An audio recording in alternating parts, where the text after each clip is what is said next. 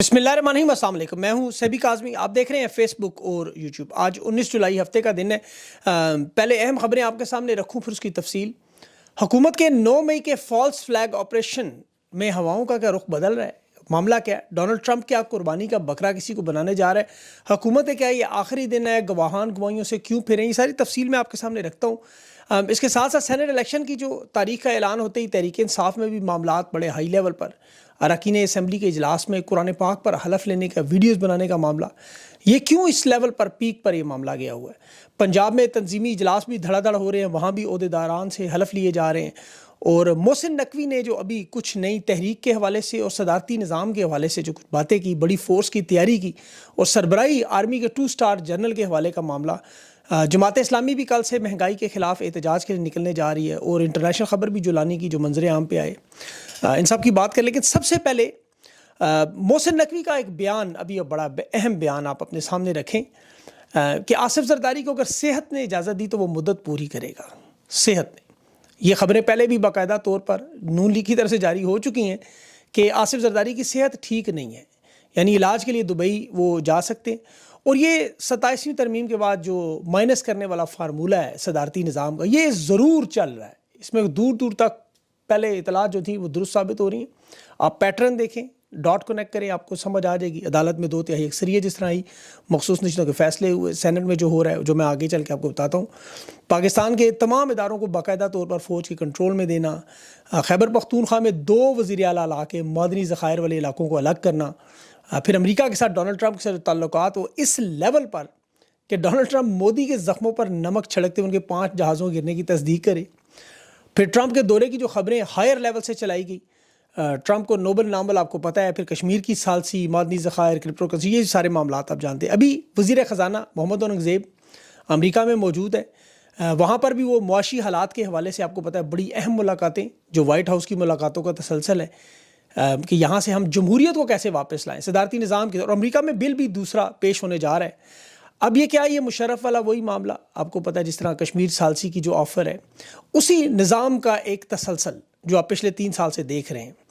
तो इसलिए हम ये इम्कान किसी सूरत में अब रद्द नहीं कर सकते। और अब मैं इसमें आपको माजी भी अगर आपको बताऊँ, पाकिस्तान में जो हर ताकतवर जर्नल इक़्तिदार के लिए अमेरिका का दरवाज़ा खटखटा के फिर आइनी तरमीम के ज़रिए अपना कब्ज़ा मजबूत करने की कोशिश करता है, अवामी तहरीकों को कुचलता है। अयूब खान देख लें, सेंटो सीटों में अमेरिका जंगों का हिस्सा बना, फिर फातिमा जिन्ना की यहाँ तहरीक को उसने दबाया, CIA से सियासी हमायत हासिल की, 1962 में नया आइन भी लाया। ज़िया ने भी यही किया, अयूब खान ने भी यही किया।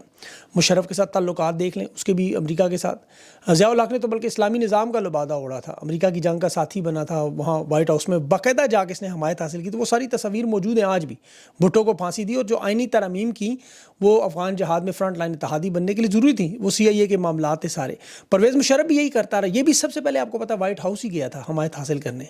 मार्शल लॉ लगाने के बाद वो 17वीं तरमीम इसने खुद की, आइनी सदर खुद को बनाया, फिर ड्रोन हमले करवाए, जहाँ तमाम तहरीकें वकला की, वो लाल मस्जिद की सारी रोकी, एक रोशन ख्याल सदर के तौर पर आया। तो आज जो कुछ आप दे रहे हैं अपनी आंखों के सामने, वाइट हाउस के दौरे हों, नोबल अमन इनाम की नामजदगी हो, फौजी ताल्लुकात हों, अमेरिका से हमायत हो, ये 27वीं तरमीम और ख़ुद को सदर या सुप्रीम लीडर बनाना, ये ब्लूमबर्ग, राउटर्स, ये मगरबी रिपोर्ट्स आप पढ़ें, पाकिस्तान की सियासत को देखें, मईशत को देखें, खारजा पॉलिसी को देखें, तो जिस तरह ये फ़ौज के कब्ज़े में जा रहे हैं, अवामी तहरीकों को दबाने की कोशिश की जा रही है, अमेरिका से हमायत हासिल की जा रही है, आइन को बदला जा रहा है, ये वही ताकत का बिल्कुल वही खेल है। अब तहरीक इंसाफ के जो लोग इस वक्त शोर मचा रहे हैं, आपको पता है सेनेट के हवाले से इस निज़ाम को तस्लीम ना करें, ये क्यों ज़रूरी है, इसे आपको समझना बड़ा अहम है। इमरान खान ने जो तहरीक चलाने का मामला आपके सामने, खान की कैद का सिर्फ मामला नहीं है। अब ये उस पर देखें, सिंध में भी बड़ी ठीक ठाक किस्म की हलीम आदिल शेख वहाँ काम कर रहा है, पंजाब में भी, खैबर पख्तूनख्वा में भी, बलोचिस्तान में भी पुरअमन अंदाज में पूरी कोशिश करी, और आगे से इस्टेब्लिशमेंट से दबाने की भी वही कोशिशें कर रही है। मिसाल के तौर पर आप देखें कि जब से ये फॉर्म 47 की हुकूमत आई, ताकत के ज़रिए इन्होंने तमाम इदारों को खुला हाथ, खुली मतलब फुल छूट दी। अब उन्हें मुकम्मल फ़ौजी कंट्रोल में देने की कोशिश, जैसे FC को सूबों से निकाल के वफाक के अंडर लाए, 4 सूबों में इसको फैलाया। अब वजारत दाखिला में सिविल आर्म्ड फोर्सेस होती हैं, जैसे आपको पता है FC रेंजर्स हैं, कोस्ट गार्ड्स हैं, ये सब के सब वजारत दाखिला के मातहत। अब इन्हें एक रिटायर्ड या हाजिर सर्विस 2 स्टार जनरल की, मेजर जनरल की सरबराही में मोहसिन नकवी की आज डॉन की खबर छपी हुई है। और ये जो कि मार्शल लॉ लगा हुआ आपको नज़र आ रहा है, सिविल इदारे फ़ौजी कमान में दिए जाते हैं, हालांकि जो दाखिली सलामती है, इंसदाद दहशत गर्दी है, उसका इससे कोई ताल्लुक नहीं। لیکن یہ صرف اور صرف سیاسی کنٹرول کے لیے، جس طرح 9 مئی کے واقعات میں ہم دیکھتے رہے، rangers, F C, Gilgit Baltistan کے اسکاؤٹ ہوں، کوسٹ گارڈ ہوں، فیڈرل کانسٹیبلری ہو، یہ سب فوجی ڈھانچے میں لانا مارشل لا کے دور میں تحریکوں کو دبانے کے لیے اسی طرح کا کام ہوا، جو آج کی خبر آپ کو بتا رہا ہوں۔ فوجی، آپ کو پتہ ہے اداروں کی جو آج تک جس طرح پولیس ہے یا نیم فوجی ادارے، ان پر کنٹرول کیوں رکھا جاتا ہے؟ اسی طرح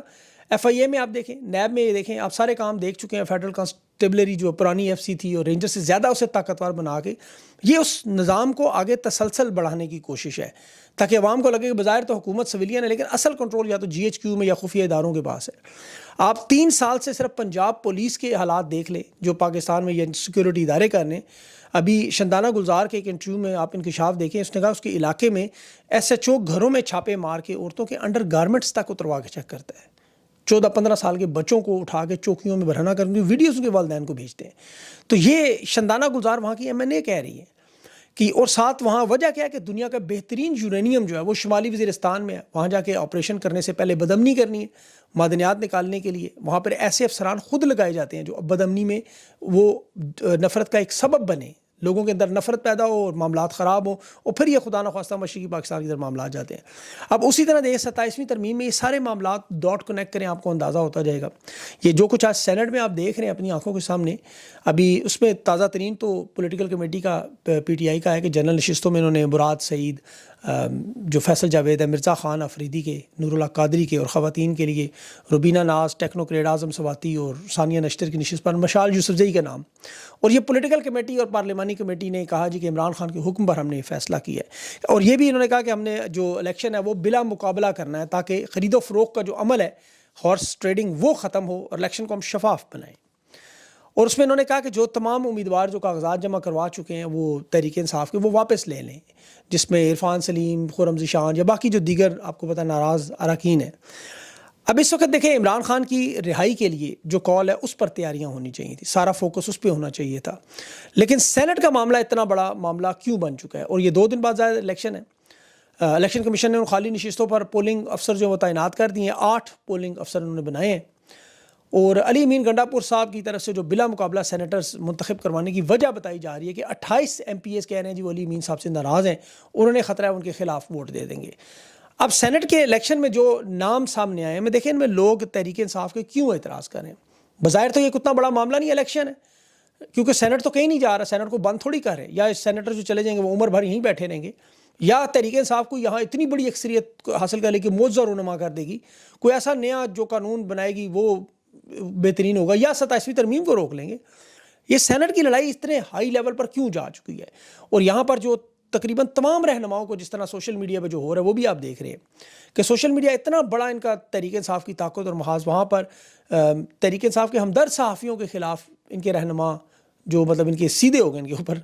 اور ان کے اتنے زیادہ لوگ میدان میں آ چکے ہیں کہ اب لوگ کنفیوز ہو جاتے ہیں، ورکر کنفیوز ہوتا ہے۔ میں جس پیس میں جاؤں لوگ یہی سوال پوچھتے ہیں۔ تو یہ جو بحث مباحثے میں بار بار سینٹ کا ذکر ہو رہا ہے، پھر اس میں آپ کو پتہ ہے فین کلبز بھی ہیں، ان کی بھی آپس میں لڑائیاں چل رہی ہیں، اور وہ لوگ بھی ہیں جو حقیقی معنوں میں نظریے کی بنیاد پہ لڑ رہے ہیں۔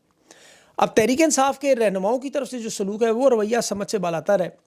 اور لوگ یہ بار بار سوال پوچھتے ہیں کہ یہ 6 لوگ سینٹ میں آنا کیوں اتنا ضروری ہے؟ یہ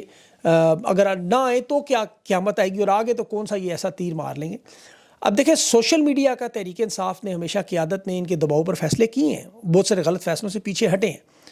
لیکن یہ جو معاملہ ہے یہ نظام کو تسلیم کرنے کا سینٹ کا، اس کا دیکھیں عمران خان کا سب سے بڑا بنیادی نقطہ کیا ہے کہ خان سے کہا جاتا ہے اس نظام کو تسلیم کریں، خاموش ہو کے پیچھے ہٹ جائیں، 9 مئی پہ معافی مانگیں، سارے معاملات حل، لیکن عمران خان اس نظام کو نہیں مان رہا، اس کو تسلیم نہیں کر رہا، اور بنیادی مسئلہ یہ ہے۔ اب تحریک انصاف کی جہاں تک جیت کا تعلق ہے، دیکھیں 3/4 الیکشن تو پورے پاکستان میں وہ جیتے ہوئے ہیں، قومی اسمبلی میں، صوبائی اسمبلی میں، سینٹ میں ان کی اچھی خاصی اکثریت ہے۔ یہ 6 نشستیں اگر ان کے پاس نہ بھی ہوں سینٹ میں تو اس کا نہ فائدہ ہے نہ نقصان ہے۔ اصل معاملہ ہے نظریے پر سمجھوتا، اور سینٹ کا کوئی آخری انتخابات تو نہیں ہے، یا باقی کل کلان کے امیدوار پہنچ نہیں سکیں گے، 3 نشستیں تو یہ لے ہی لیں گے کسی طرح، 3 ان کے ساتھ وہ اسٹیبلشمنٹ کی ہیں، لیکن جو خان کی رہائی کی مہم ہے جو نظریے کی بنیاد پہ چل رہی ہے، کیونکہ سینٹ میں جو لوگ ایسے ہیں وہ بلا شبہ کہتے ہیں جی پارٹی کو فنڈ دیتے ہیں، رہنماؤں کے اخراجات بھی اٹھاتے ہوں گے، لیکن یہ جو دوسری طرف کہا جا رہا ہے نا کبھی 28 کبھی 30 کبھی 16 کبھی 40 لوگ ہمارے غدار ہیں، تو تحریک انصاف کو چاہیے اس نظریے سے پیچھے نہ ہٹیں، ہار جائے سینٹ کا الیکشن۔ ان کے جو سپانسرز ہیں یہ ارب پتی لوگ ہیں، سینٹ میں اگر نہ بھی گئے 1 سیٹ کے لیے ارب پتی بندے کی یہ نظریے کو داؤ پہ نہ لگائیں، یہ عقل مندی نہیں ہے۔ یہ ان تمام لوگوں کو جو ووٹ دینے کے لیے ان پہ قرآن پاک پہ حلف لیں، ویڈیوز بنائیں، حلف کے بعد کریں گے تو ضرور وہ 2 نمبری ظاہر ہے، لیکن اپنی آخرت خراب کریں گے، دنیا میں بھی ذلیل الخوار ہوں گے۔ اصل لڑائی یہ جو ہمدرد صحافیوں سے نہ کریں، یہ جو اسٹیبلشمنٹ کے ساتھ ہے، فارم 47 کی حکومت ہے، حکومتی صحافی ہیں، عسکری صحافی ہیں، جو ان کے خلاف کھڑے ہیں ان سے لڑیں، جو ان کے مسنگ افراد کے زبردستی انٹرویوز کرواتے رہے، یہ آپس میں لڑ کے خواہ اپنی توانائیاں خرچ کرنے ہیں۔ ایک نظریاتی پارٹی ہے، کوئی نون لیگ یا پیپلز پارٹی یا JUI نہیں۔ ابھی دیکھیں مولانا فضل الرحمان صاحب نے وہ فرخ کھوکھر کو اپنی پارٹی میں لے کے کہا اسلام مضبوط ہو گیا آج، تو کل کو اگر نون لیگ میں میاں خلیفہ معاف کیجیے گا میاں نواز شریف صاحب جو اگر کسی کو اگر تنقید کا نشانہ نہیں ملاتے، جیسے امیر مقام ہے، ایک اربپتی شخص ہے، وفاقی وزیر ہے، بیٹا سینیٹر ہے، بھائی اپوزیشن لیڈر ہے، بھابیاں بہنیں وہ بھی ساری کی ساری مخصوص نشستوں میں سیٹل ہوں گی، تو تحریک انصاف میں اور باقی جماعتوں میں جس کی وجہ سے آج عوام ان کے ساتھ کھڑی ہے، اس میں سب سے بڑا فرق یہ ہے، یہ انفرادیت جو ان کے پاس ہے وہ ان کو رکھنی چاہیے۔ 27ویں ترمیم کے لیے دیکھیں حکومت 2/3 اکثریت لانا چاہتی ہے، تحریک انصاف مدد نہ کرے اس میں۔ جب 27ویں ترمیم یہ کروائیں گے وہ آپ کو نظر ہوتی ہے کہ شہباز شریف، نواز شریف کے پاؤں میں زنجیریں بندی ہوں گی، یہ سینٹ کے یا پارلیمنٹ کے ڈیسک کے ساتھ باندھے ہوں گے۔ جیسے 26ویں ترمیم میں آپ کو پتہ ہے ان بزرگ رہنماؤں کو باقاعدہ کہا تھا گھر سے پیمپر پہن کے آئیں کیونکہ وہ ٹوائلٹ نہیں جانے دیں گے، تو 27ویں ترمیم تو وہ جب کروائیں گے رات کے اندھیروں میں اٹھا کے اسی طرح اسمبلیوں میں پارلیمنٹ میں لائیں گے۔ اب پاکستان کی عوام کے پاس دیکھیں جو لائے عمل ہونا چاہیے وہ سامنے آنا چاہیے۔ اچھا ہے یہ لوگ آپ کی پارٹیوں سے نکلیں جو غدار ہیں، آپ کو اگر یہ دیکھنے ہیں کون ہے، آپ چینی کا صرف سکینڈل لے کے ان سب لوگوں کے نام نکال لیں، شوگر ملوں میں جو ہیں آپ کو سارے نظر آ جائیں گے، شریف خاندان، زرداری خاندان، جرنیلوں کے خاندان، یہ سارے کے سارے سوائے عمران خان کے آپ کو سارے کے سارے اس بیتی گنگا میں ہاتھ دھوتے ہوئے نظر آئیں گے۔ تو اس لیے یہاں پر جو تحریک انصاف کو اپنے نظریے سے پیچھے کسی صورت میں نہیں ہٹنا چاہیے۔ اور دیکھیں اللہ تعالیٰ کی مدد بھی آتی ہے۔ ابھی 9 مئی کا کیس اسٹیبلشمنٹ کا فالس فلیگ بری طرح تباہ و برباد ہو گیا، بری طرح۔ آپ ذرا تھوڑا سا غور سے سمجھیں کہ 9 مئی کا اسٹیبلشمنٹ کا یہ فالس فلیگ بیانیاں عام طور پر آپ کو پتہ ہے جب ماضی میں تو ویسے جب یہ چیزیں ریورس ہوتی تھیں، کیسز کو اختتام پہ لایا جاتا تھا تو اس وقت یہ معاملات ہوتا تھا، جیسے ذوالفقار علی بھٹو کے دور میں الذوالفقار عسکری تنظیم بنانے کا ان کے عقوبت خانوں کا انہوں نے الزام لگایا کہ یہ ریاست مخالف سرگرمیوں میں۔ اب اس میں ہوا کیا کہ جب وہ واپس کرنا تھا معاملہ تو جتنے گواہ عدالتوں میں پیش ہوئے انہوں نے بیان دیا جی کہ ہمیں تو انہوں نے زبردستی کروایا۔ 1992 میں فوجی آپریشن میں جنرل نصیر اللہ بابر نے MQM کی جب دفاتر سے جناح پور کے نقشے نکالے تو اس کا گواہ بریگیڈیئر ریٹائرڈ عمران تھا اور میجر ریٹائرڈ ندیم داور تھا۔ اب یہ دونوں مرکزی گواہ تھے، 15 سال بعد ٹی وی پہ آ کے انہوں نے کہا تھا کوئی ایسا نقشہ نہیں ملا اور یہ کیس جھوٹا تھا۔ پرویز مشرف کے دور میں نواز شریف کے اوپر ہائی جیکنگ کا جو جہاز کا کیس تھا اس میں سب سے اہم گواہ جو تھا وہ air marshal retired Athar but تھا۔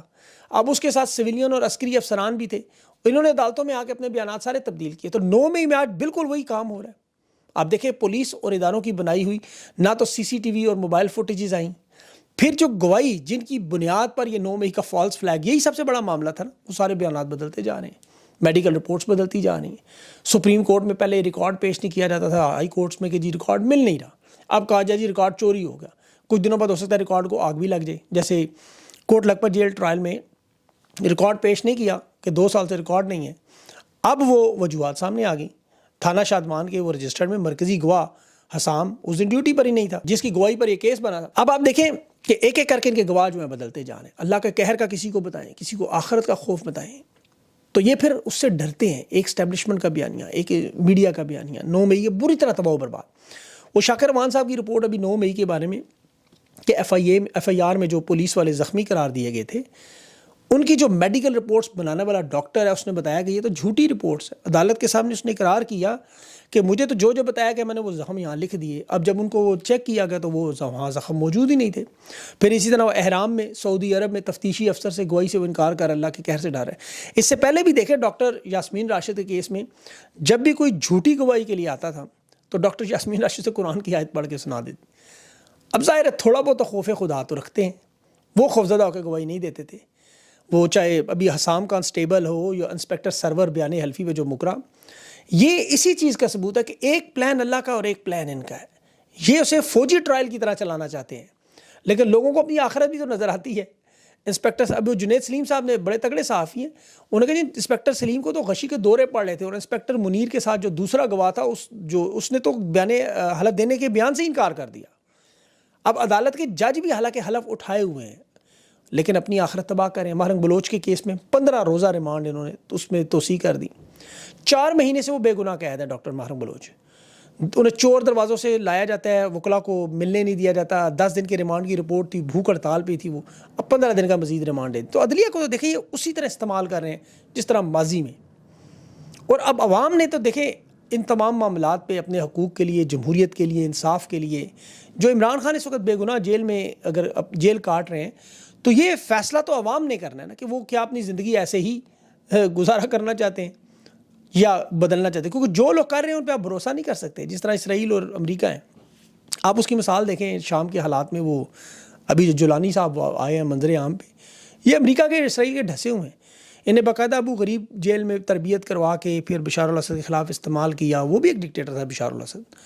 اسے ہٹایا، انہیں لایا گیا، پھر ان کے ساتھ آپ کو پتہ بیانات دلوائے، دوستی کے ہاتھ اسرائیل سے ملوائے، شام سے پابندیاں اٹھائیں، ان کے سروں سے قیمتیں اٹھائیں، پھر امریکہ نے وہی کیا جو ماضی میں ہمیشہ کرتے تھے، اسرائیل سے شام پہ بمباری کروا دی۔ تو یہ تمام مسلمان رہنماؤں کے لیے، اور یہ پاکستان میں جو بیٹھے ہوئے ان سب کے لیے، دیکھیں یہ کہ آپ کبھی بھی سانپ اور بچھو پر بھروسہ نہیں کر سکتے، یہ آپ کو ڈھسیں گے۔ تو اسی لیے پاکستان کی عوام کو دیکھیں، فیصلہ تو آخر میں انہوں نے ہی کرنا ہے، 24 کروڑ لوگ ہیں، کوئی تھوڑے سے تو ہے نہیں، تو انہوں نے فیصلہ کرنا ہے کہ یہ معاملات کو کس طرح۔ مجھے لگتا ہے 5 اگست تک یہ تحریک جو ہے وہ بہت عروج پر پہنچ جائے گی، اور اس سے پہلے جو ظاہر طاقت کا پورا کھیل کھیلا جائے گا، توڑنے کی کوششیں کی جائیں گی، جو 3 سال سے آپ دیکھ رہے ہیں، اس سے پہلے بھی 78 سال میں دیکھتے رہے۔ اب اس میں آخری دیکھیں معاملہ کیا ہوتا ہے، یہ تو اللہ کو پتہ ہے، لیکن اس میں بیرونی دنیا سے بہت ساری چیزیں ہیں۔ انشاءاللہ میں اگلے ویلاگز میں کچھ اور چیزیں آپ کے سامنے رکھوں گا۔ اپنا خیال رکھیں، مجھے اجازت دیں، اللہ حافظ۔